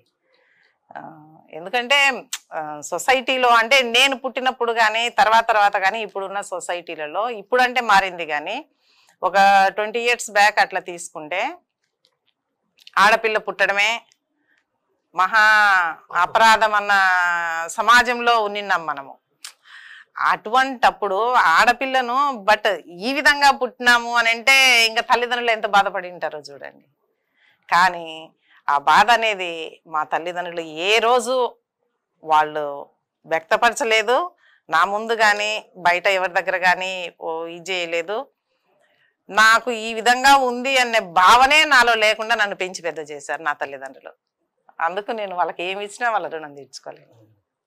తరగతి గదుల్లో కానీ ఎప్పుడైనా ఎక్కడ లేదండి. బ్రిలియంట్ అందులో మీరు చెప్తున్నారు చిన్నప్పటి నుంచి నేను బ్రిలియంట్ స్టూడెంట్ అంటున్నారు. ఎక్కడ లేదు. యాక్టివ్ గా నేను బాగా యాక్టివ్ అండి. క్లాస్ లో యాక్టివ్, క్లాస్ లీడర్ను. నేను కో ఎడ్యుకేషన్ స్కూల్లో చదివిన, పల్లెటూళ్ళలో మనకు అన్ని యాలూరు స్కూల్లో చదివినా కూడా నేను స్కూల్ పీపుల్ లీడర్ కూడా ఉండేదాన్ని. క్లాస్ లీడర్ గా ఉండేదాన్ని, స్కూల్ పీపుల్ లీడర్ గా ఉండేదాన్ని. బాగా యాక్టివ్. అందరూ నాతో ఫ్రెండ్లీగానే ఉండేవారండి. ఎవరు ఇదిగా లేరు. నా బహుశా భగవంతుడు ఇచ్చిన వరం. నేను అందరినీ కలుపుకొని పోయే స్వభావం ఉంది కాబట్టి అది భగవంతుడు ఇచ్చిన వరం. అంచెలంచెలుగా ఎదుగుతూ వచ్చారా లేకుంటే ఒకే స్థాయి జిల్లా కేడర్? లేదండి, అంచెలంచెలుగానేనండి. నేను ఫస్ట్ గ్రేడ్ 1 హాస్టల్ వెల్ఫేర్ ఆఫీసర్గా వచ్చాను. నా స్టడీస్ అయిపోతూనే నేను 20 yearsలోనే హాస్టల్ వెల్ఫేర్ ఆఫీసర్గా గ్రేడ్ 1గా వచ్చాను. తర్వాత అసిస్టెంట్ సోషల్ వెల్ఫేర్ ఆఫీసర్గా చేశాను. తర్వాత డిస్ట్రిక్ట్ సోషల్ వెల్ఫేర్ ఆఫీసర్గా చేశాను. ఇప్పుడు డిప్యూటీ డైరెక్టర్గా ఉన్నాను. మేడం ఈ అంటే హాస్టల్ వార్డెన్ గా ఉన్న స్థితిగతులు వేరు, ఆ తర్వాత ఇప్పుడు ఉన్నటువంటి మీ జిల్లా స్థాయి కేడర్లు వేరు. సో ఇప్పుడు మీరు కింది నుంచి పైకి వచ్చారు కాబట్టి కింది స్థాయిలో ఉన్నటువంటి లోపాలన్నీ కూడా మీకు బాగా తెలుసు. కింది స్థాయిలో సఫర్ అయ్యేటివన్నీ కూడా మీకు తెలుసు. సో ఆ నేపథ్యంలో ఎవరైనా మీ దగ్గరికి మహిళలు ఎవరైనా వచ్చినప్పుడు ఒక రకంగా ఇబ్బందికరమైన పరిస్థితులు ఉన్నటువంటి వాతావరణంలో ఉన్నటువంటి వారికి మీరు ఏం సూచనలు ఇవ్వవచ్చు? మీరు బాగా అడిగినారు. యాక్చువల్గా నేను ఫస్ట్ నుంచి కూడా నేను ఇప్పుడు ఎవరైనా నా దగ్గరకు వచ్చి అడిగినారంటే నా డిపార్ట్మెంట్లో పనిచేసే వాళ్ళు, నేను ఫస్ట్ ఆ స్థాయిలో ఉన్నప్పుడు నేను ఏ విధంగా ఉన్నానో, నాకే విధమైన సమస్యలు ఎదురైనాయి, నేను ఏ విధంగా వాటిని ఫేస్ చేశాను అనేది నేను ఫస్ట్ గుర్తు చేసుకుంటాను. గుర్తు చేసుకున్న తర్వాత ఆ సమస్యను ఏ విధంగా ఎట్లా సాల్వ్ చేయాలనేది ఆ రోజు నాకున్న ఎక్స్పీరియన్స్ను, ఈరోజు నేను నాకున్న హోదాను రెండింటిని సమన్వయం చేసి వాళ్ళకు చెప్తాను, సాల్వ్ అయ్యేటట్లు చెప్తాను. ఏఎస్డబ్ల్యూగా ఉన్నప్పుడు కానీ రాజకీయ ఒత్తిళ్లు అనేవి సర్వసాధారణంగా ఉంటుంది. ఏది ఒకవేళ మీరు అందులో మహిళ, మనం ఏదన్నా కొంచెం అంటే కన్నీటి పర్వతం ఎవరైనా ఉన్నారంటే మొట్టమొదటి మహిళలే. అలాంటి సందర్భాలు ఎప్పుడైనా మీకు? లేదండి అసలు ఇంతవరకు నా జాబ్ ప్రొఫెషనల్ లైఫ్ లో ఎప్పుడు నాకు అట్లాంటివి ఇదిగా లేదు. నేను ఎవరి దగ్గర కానీ ఇప్పుడు నేను ఫస్ట్ స్థాయిలో ఈ ఉద్యోగంలో ఫస్ట్ నేను చేరినప్పుడు నా పై అధికారులు అందరి దగ్గర మన్నన పొందాను. ఈ రోజు నేను ఈ స్థాయిలో ఉన్నప్పుడు నా కింద పనిచేసే ఎంప్లాయీస్ అందరి దగ్గర మన్నన పొందుతున్నానండి. 2 రకాలుగా ఎక్కడ ఎవరి దగ్గర నుంచి నేను ఒత్తిడి ఫేస్ చేయలేదు. అంటే సారు దగ్గర మీకు ఎప్పుడు, అంటే మీ భర్త గారి దగ్గర మీకు ఎప్పుడైనా అంటే ఎందుకు బాగా అని అట్లా ఉద్యోగం పరంగా? లేదండి, సారు నా పరిస్థితి చూసి, అంటే సేమ్ అక్కడ దగ్గరే ఆర్లగడ్డే సార్ వాళ్ళది కూడా. Arranged marriage, love marriage? పెద్దలదేనండి, అరేంజ్డ్ మ్యారేజే. అట్లాంటి వెళ్ళే మేము చదివినంత ఉమెన్స్ కాలేజే. అవును, ఉమెన్స్ కాలేజే మేము చదివినదంతా. అట్లా ఏం లేదు అసలు. సార్ ఏంటంటే యాక్చువల్గా వాళ్ళ ఇంట్లో కూడా ఉన్నారండి. వాళ్ళ తమ్ముడికి పోలియో వల్ల హ్యాండ్ కొంచెం ఇది ఉంది, సార్ వాళ్ళ బ్రదర్కు. సార్ వాళ్ళ ఇంట్లో ఇంకో వాళ్ళ అన్న వాళ్ళ అమ్మాయి కూడా పోలియో వల్ల ఒక లెగ్. సార్ అవి చూశాడు. చూసి సారు ఆలోచన ఏ విధంగా ఉన్నిందో ఆయన మైండ్లో తెలియదు, కానీ మనకు మ్యారేజ్ ప్రపోజల్ వస్తేనే వాళ్ళు ఓకే అన్నారు. అంటే వాళ్ళ ఇంట్లో వాళ్ళని చూసి సరే ఒకవేళ ఇన్స్పైర్ అయి ఉండొచ్చేమో నేను అనుకోవడం. అదే బట్ వాళ్ళకి పాపం ముందు ఉండి పోలియో వచ్చింది. బట్ నాకైతే భయపడతండి, పుట్టడమే ఆ విధంగా లేదు. పుట్టడం అంటే ఇది లేకపోవడం అనేది ఏంటంటే సైన్స్ పరంగా మనకు ఈ బోన్స్ పెరగలేదండి.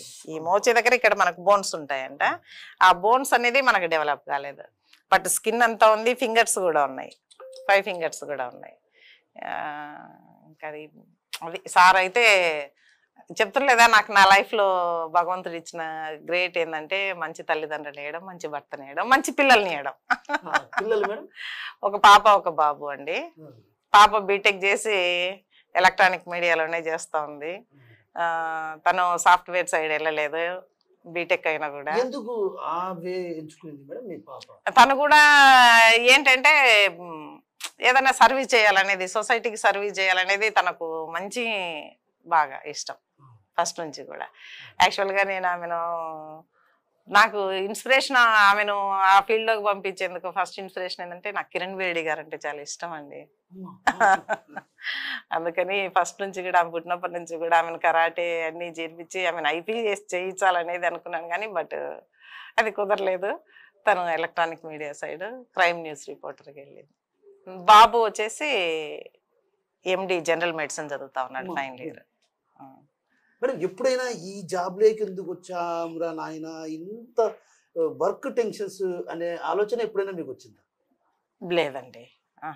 ఎందుకు అంటే పొలిటికల్ ప్రెషర్, ఒకవైపు ప్రజలు వస్తుంటారు మీ దగ్గరికి, హాస్టల్ నుంచి వార్డెన్లు వస్తుంటారు, నిత్యం మీ మీద ఒక పని భారం ఉంటుంది, ఒత్తిడి ఉంటుంది. ఏందిరా ఈ కర్మ నాయన అన్నటువంటి భావన ఎప్పుడైనా, అంటే అట్లా ఐ మీన్ అట్లానే కాదు, పని ఒత్తిడి కారణంగా ఇప్పుడు మీరు నిత్యం పని ఒత్తిడి ఉంటుంది, ఇంటికి పోవాలి, ఇంట్లో పనులు చూసుకోవాలి, ఇవన్నీ వ్యవహారాలు ఉంటాయి కాబట్టి అలాంటి సందర్భం ఎప్పుడైనా వచ్చింది? నేను అసలు అనుకోలేదండి. ఎప్పుడు నేను చేసే జాబ్ ఏంటి, ఎందుకు ఈ విధంగా ఇంత ఇట్లా ఇవన్నీ నేను అనుకోలేదు. ఫస్ట్ నేను హాస్టల్ వెల్ఫేర్గా జాయిన్ అయినప్పుడు అందరు అమ్మాయిలే. నేను గర్ల్స్ హాస్టల్కు హాస్టల్ వెల్ఫేర్ ఆఫీసర్గా వెళ్ళాను. ఇంతమంది అమ్మాయిలకు మనం మంచిగా చక్కగా వీళ్ళు చదువుకునేటట్లు చేయగలిగితే ఇంతమంది ఫ్యూచర్ని మనం బాగు చేసినట్లు అవుతుంది కదా అని నేను ఫస్ట్ హాస్టల్ వెల్ఫేర్ ఆఫీసర్గా ఉన్నప్పుడు నాకు వచ్చిన ఆలోచన అదండి. నిజమే, అసలు యాక్చువల్గా అది అందరికీ రాదు. సొసైటీలో ఎంతమందో ఉన్నా భగవంతుడు మనకు మాత్రమే అవకాశం ఇచ్చాడంటే చాలా ఇది కదా. ఏదో మనం ఏదో చేసుకొని ఉంటాను, బట్ నెగిటివ్ ఉండే thoughts hostel welfare officers, welfare డిపార్ట్మెంట్లు అంటే దేనికైనా పాజిటివ్ నెగిటివ్ రెండు ఉంటాయని, కానీ బట్ నా మైండ్లో ఉండేది ఏంటంటే అంతమందికి సర్వీస్ చేసే అదృష్టం ఎవరికి రాదండి, రాదు, నిజంగా రాదు. నేను ఇప్పటికి కూడా చాలా గ్రేట్గా చెప్పుకుంటాను. జిల్లాలో 10,000 మంది పిల్లలకు భోజన సౌకర్యాలు చూస్తా, వాళ్ళకి కావాల్సిన సౌకర్యాలు అన్నీ సమకూరుస్తా, ఎడ్యుకేషన్ పరంగా వాళ్ళని డెవలప్ చేసేంత అదృష్టం ఎవరికి వస్తుంది చెప్పండి? అంతే కదా. ఇప్పుడు వేరే డిపార్ట్మెంట్ వాళ్ళు, ఏ డిపార్ట్మెంట్కి తగిన వాల్యూ దానికి ఉంటుంది, కానీ బట్ మాది మానవతా దృక్పథంతో కూడుకున్నది. అంటే నేనేమంటానంటే మేడం, పెద్ద పెద్ద ఆఫీసర్లు అంతా కూడా మగవాళ్ళు, మీరు అంటే ఆఫీసర్లు అంతా పెద్ద మగాళ్ళు ఉన్నప్పుడు, మీరు ఒక్కరుగా ఉన్నప్పుడు కొంచెం ఎక్కడైనా సంకోచించే పరిస్థితులు ఏమైనా వచ్చాయి? లేదండి, చెప్పడానికి అధికారులు ఇది చెప్పాలి అని చెప్పి అవి చెప్తున్నది ఎందుకో నాకు చిన్నప్పటి నుంచి నేను చెప్తున్నాను కదా, ఒక లీడర్ క్వాలిటీస్ విన్నాను, ఎక్కడ నాకు బెరుకు అనేది ఎక్కడ లేదండి. మేడం, మహిళలు ప్రస్తుతం ఉన్నటువంటి సమాజంలో మహిళలు ముందుకు రావాలంటే భయపడతారు. ఎందుకంటే ఒక రకంగా సమాజంలో ఎన్నో మార్పులు వస్తున్నాయి, వాటికి అనుగుణంగా నిత్యంగా కరాటీ అంటూ అవి ఇవి నేర్పిస్తున్నారు. మీ హాస్టల్స్ లో కూడా కరాటీ కావచ్చు, ఇతరత్ర కార్యక్రమాలు కూడా, అంటే ఏ యాక్టివిటీ చదువుతో పాటు కొన్ని యాక్టివిటీస్ కూడా నేర్పిస్తున్నారు. కానీ కొంత మందిలో ఇప్పటికీ కూడా 10వ తరగతి పాస్ అవ్వగాను, ఇంటర్మీడియట్ పాస్ అవ్వగాను పెళ్లిళ్ళు చేస్తుంటారు. అది ఇంకా అవేర్నెస్ రావాలండి. ఎడ్యుకేషన్ ఆడపిల్లలు కంపల్సరీ మినిమం డిగ్రీ అన్నా చదవాలండి. మినిమం ఖచ్చితంగా డిగ్రీ వరకు చదివితేనే వాళ్ళకు దేన్నైనా సాధించగలం అనే ధైర్యం వస్తుంది. ఫస్ట్ అంటే మనం ఒక స్టేజ్ డిగ్రీ అనేది ఉండాలి. 10th అయిపోతూనే, ఇంటర్ అయిపోతూనే ఇంకా మనకు ఏంటంటే వాళ్ళ వరకు కాకపోయినా కొంతమంది పేరెంట్స్ తెలియక ఆడపిల్లంగా ఇంట్లో ఉందంటే ఎంతసేపు తొందరగా పంపించేద్దామా, పెళ్లి చేసి పంపించేద్దామా అన్న ఆలోచన ఉన్న తల్లిదండ్రులు ఇంకా 30% ఉన్నారండి మనకు సొసైటీలో. అప్పట్లో మీ నాన్న ఈ విధంగా ఆలోచించలేదు? లేదండి, మా నాన్నగారు అసలు నా కూతురు ఒక ఉన్నత స్థాయిలో ఉండాలి అనేది మా నాన్నగారి డ్రీమ్ అండి. అంటే నాన్నగారిది ఐఏఎస్ ఐపీఎస్ ఆట మీరు కరెక్ట్. నాన్నగారు ఫస్ట్ నాన్నగారి గోల్ అదే, మంచిగా గ్రూప్స్ రాయాలి అమ్మాయి, మంచిగా ఇది ఉండాలి అనేది. బట్ నా ఎడ్యుకేషన్ బిఎడ్ అయిపోతూనే 1 monthకే ఇవి పోస్టులు పడ్డాయి, రాశాను, ర్యాంక్ వచ్చింది, జాబ్లో జాయిన్ అయిపోయాను. ఇంకా వేరే ఆలోచనే లేదు. మంచి జాబ్లోనే ఉన్నాను కదా, ఇంత సర్వీస్ చేయడం అనేది, ఎక్కడున్నా ఇంత సర్వీస్ చేయడం అనేది మనకు ఇది కదా అన్న ఆలోచన ఒకటి ఉండింది. అందుకే ఇంకా నెక్స్ట్ ఏ కాంపిటీషన్ ఎగ్జామ్స్ కు అటెంప్ట్ చేయలేదండి. ఫస్ట్ అటెంప్ట్ అంతే, అదే అటెంప్ట్, అదే జాబ్, అదే అదే కంటిన్యూషన్. అదే ఈ రోజు ఒక కంటిన్యూషన్. జిల్లా స్థాయి అదే అధికారి. అదే అదే మేడం, మహిళలకు మీరు ఏం సూచన ఇవ్వబోతున్నారు? మహిళా దినోత్సవం రాబోతుంది. ఈ సందర్భంగా మహిళలు కావచ్చు, పిల్లలకు కూడా ఎలాంటి సలహా ఇవ్వబోతున్నారు? మహిళలు కానీ పిల్లలు కానివ్వండి, ఫస్ట్ ఏదైనా సరే ఇప్పుడున్న సిట్యుయేషన్స్లలో సొసైటీలో ఏ విధంగా ఉందంటే ప్రాబ్లం ఎటు పక్క నుంచి వస్తుంది అనేది తెలియదండి. పిల్లలకైనా కానీ మహిళలకైనా కానీ ప్రాబ్లము ఎటు పక్క నుంచి వస్తుంది ఏంటి అనేది తెలియదు. ఆ ప్రాబ్లము ఏది వచ్చినా సరే ఎదుర్కొన్న ధైర్యము వాళ్ళలో ఉండాలి అని అంటే ఫస్ట్ వాళ్ళకు సెల్ఫ్ కాన్ఫిడెంట్ ఎక్కువ ఉండాలండి. పిల్లలకైనా కానీ లేడీస్కైనా కానీ ఎవరికైనా కానీ ఏదైనా సరే ఒక సిట్యుయేషన్ ఎదుర్కొనే ధైర్యము రావాలి అని అంటే వాళ్ళకి ఫస్ట్ ఎడ్యుకేషన్ అనేది ఉండాలి. తర్వాత సొసైటీని గమనిస్తూ సొసైటీని అర్థం చేసుకుంటూ ముందుకెళ్ళాలండి. మనం ఎడ్యుకేషన్ ఒక్కటే అనుకుంటే ఎంతసేపు చదువుకుంటా వెళ్ళడం కంటే సొసైటీలో ఏం డెవలప్స్ వస్తున్నాయి, వాటిని మనం ఏ విధంగా ఎదుర్కోవాలి, వాటితో మనం ఏ విధంగా ముందుకెళ్ళాలి, వాటితో కలిసి మనం ఏ విధంగా ముందుకెళ్ళాలి, మన మారల్ వాల్యూస్ కాపాడుకుంటూ మనం ఏ విధంగా ముందుకెళ్ళాలి ఇప్పుడున్న సొసైటీలో అనేది ప్రతి ఒక్కరు నేర్చుకోవాలండి. అమ్మాయిలు నేర్చుకోవాలి, పిల్లలకు చిన్నప్పటి నుంచి రావాలి, తల్లిదండ్రులు పిల్లలకు బోధించాలి. అంటే ఇప్పుడు చిన్న పిల్లలు మేడం, ఇంటర్మీడియట్ 9వ తరగతి చదువుతున్న పిల్లలు ఒక రకంగా చదువు పైన ఒత్తిడి పెరుగో మరో ఇతర కారణాలు ఆత్మహత్యలు చేస్తున్నటువంటి పరిస్థితి. అదే దీనికి ఏంటి మేడం కారణం, సొల్యూషన్? Stress తగ్గించుకోవాలండి first. వాళ్ళు ఏదంటే పిల్లల్లో ఎట్లుంటుందంటే చిన్న విషయాన్ని పెద్దగా ఊహించుకోవడం అనేది తగ్గించుకోవాలి. స్ట్రెస్ మెయిన్ వాళ్ళకి ఏముంటుంది, చిన్న పిల్లలకు స్టూడెంట్స్కు స్టడీస్లో ఒత్తిడి తగ్గాలి అని అంటే ముందు వాళ్ళు ఒక లైఫ్ టైం అలవాటు చేసుకోవాలి. ఏదైనా సరే స్ట్రెస్ తగ్గాలి అని అంటే ఒక లైఫ్ టైం. ఇప్పుడు ఎడ్యుకేషన్ చదువుతున్నాం, మనం చదువుతున్నప్పుడు ఎన్ని గంటలకు లేయాలి, ఎన్ని గంటలకు చదువుకోవాలి, ఎన్ని గంటలకు రెడీ అయ్యి స్కూల్కి వెళ్ళాలి, ఎన్ని గంటలకు గేమ్స్ ఆడుకోవాలి, మళ్ళీ ఎన్ని గంటలకు, ఈ షెడ్యూల్లో ఎక్కడ ఏది తప్పిపోయినా మిగతాది మనకు స్ట్రెస్ అనిపిస్తుంది. అంతే. ఒక షెడ్యూల్ ప్రకారము ఒక ప్రిన్సిపల్ ప్రకారం గిన ఉన్నామంటే స్ట్రెస్ అనేది ఎక్కడ ఉండదండి నాకు తెలిసి. ఒక షెడ్యూల్ ప్రకారం తక్కువ ఉంటుంది.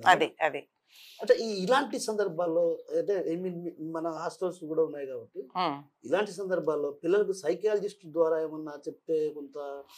మేము 10th క్లాస్ ఎగ్జామ్స్కు ఏదైతే ఇప్పుడు 10th రాయబోయే పిల్లలందరికి కానీ మిగతా 9th క్లాస్ పిల్లలకు కానీ ఒక 1 month బ్యాక్ నుంచి మోటివేషన్ క్లాసెస్ పెడుతున్నామండి. జిల్లాలో అన్ని 10th క్లాస్ హాస్టల్ స్టూడెంట్స్కు డివిజనల్ స్థాయిలో మోటివేషన్ క్లాసెస్లో ఫస్ట్ సైకాలజిస్ట్తోనే చెప్పిస్తాము. ఫస్ట్ సబ్జెక్ట్ సైకాలజీనే. ఎగ్జామ్స్ను ఏ విధంగా స్ట్రెస్ లేకుండా, ఒత్తిడి అనేది లేకుండా, భయం అనేది లేకుండా ఏ విధంగా వాళ్ళు రాయగలుగుతారు, వాళ్ళ మెంటాలిటీ ఏ విధంగా ఉండాలి, వాళ్ళ మైండ్ సెట్ ఏ విధంగా ఉండాలనేది ఫస్ట్ సబ్జెక్టే సైకాలజీ.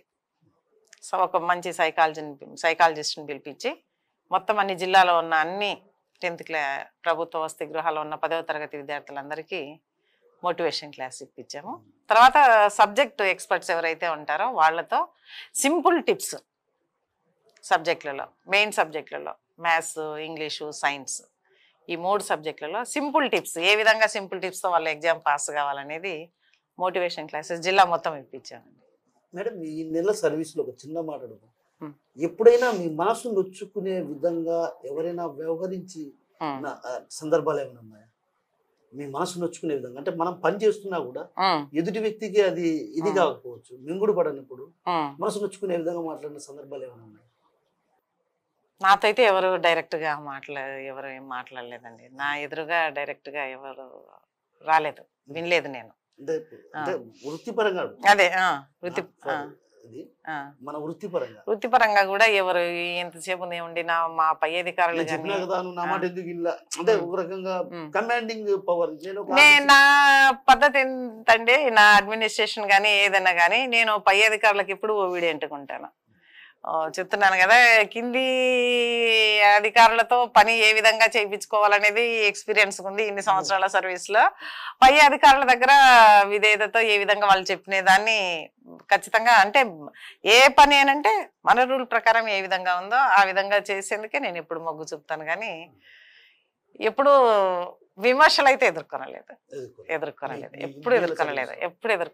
దగ్గర దగ్గర నాకు ఇప్పుడు నేను 87లో జాబ్ లో జాయిన్ అయినాను. 38 years నా సర్వీస్. 38 సంవత్సరాల సర్వీస్.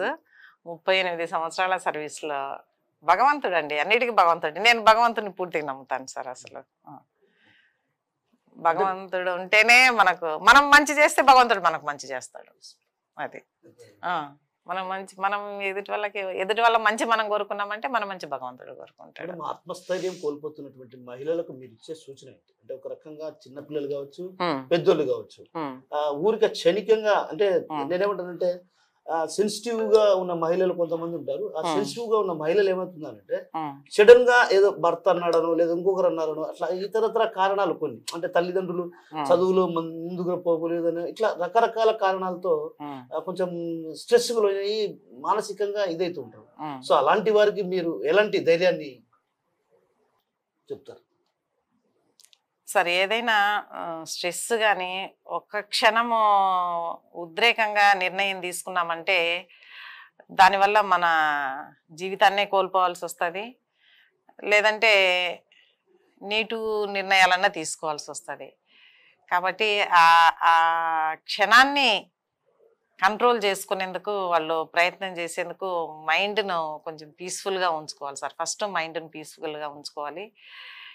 ఆ ఉద్రేకము ఆ నిమిషంలో తీసుకునే ఆలోచనను తట్టుకునేందుకు ప్రజెంట్ ఉన్న సిచ్యుయేషన్స్లలో పిల్లలకైనా పెద్దలకైనా కొంచెం మెడిటేషన్ చాలా అవసరం సార్. అది చాలా అవసరం మెడిటేషన్.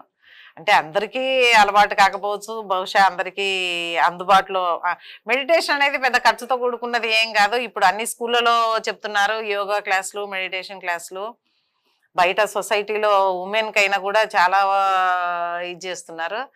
బట్ ఆ నిమిషం అనేది కంట్రోల్లో పెట్టుకునేందుకు ఒక్క నిమిషం మనం తీసుకునే నిర్ణయాలు కానీ ఏవైనా కానీ కొంచెం ఆలోచన చేసుకుంటే మంచిది సార్.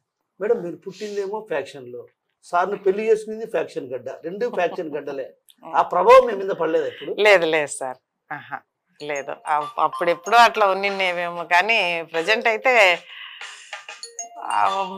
బహుశా ఏమో పెద్ద అక్కడ ఏమో ఉండొచ్చేమో కానీ మనం పెరిగింది ఇదంతా అట్లా ఏం లేదు sir. Thank you very much. Thank you sir. Thank you. So ఏదైతే కృషి పట్టుదల ఉంటే దేనైనా సాధించగలం, అదేవిధంగా మహిళలు కూడా అన్ని రంగాల్లో రాణించాల్సినటువంటి ఆవశ్యకత ఎంతైనా ఉంది. నిగ్రహ శక్తి, ఓపిక, ఓర్పు అనేది కావాలి. ఇలాంటివి కావాలంటే ఖచ్చితంగా మెడిటేషన్ ద్వారానే సాధ్యం. సో నువ్వు ఎప్పుడైతే ఒకవేళ నిగ్రహ శక్తి కోల్పోవచ్చు, అదేవిధంగా ఏదైనా మనకున్నటువంటి ఎదుటి వ్యక్తులు అన్నటువంటి మాటలను ఈజీగా తీసుకోవాల్సిన అవసరం ఉంది. స్పోర్టివ్గా స్పందించాలి, అంతేగాని దానికి మన జీవితాలను నాశనం చేసుకోవడం మంచి పద్ధతి కాదు. ఇప్పటికైనా మహిళలు ఆ దిశగా అడుగులు వేస్తే అన్ని రంగాల్లో దిగ్విజయంగా ముందుకు పోగలరన్నటువంటి ఆశాభావాన్ని మనతో పాటు ఉన్నటువంటి సాంఘిక సంక్షేమ శాఖ డిప్యూటీ డైరెక్టర్ సరస్వతమ్మ గారు చెప్తున్నారు. హరితో కిషోర్, RTV కడప నుంచి. మరిన్ని వీడియోస్ కోసం ఛానల్ ని సబ్స్క్రైబ్ చేయండి. లేటెస్ట్ అప్డేట్స్ కోసం వాట్సాప్ ఛానల్ ని ఫాలో అవ్వండి. ఆ లింక్ డిస్క్రిప్షన్ లో ఉంది.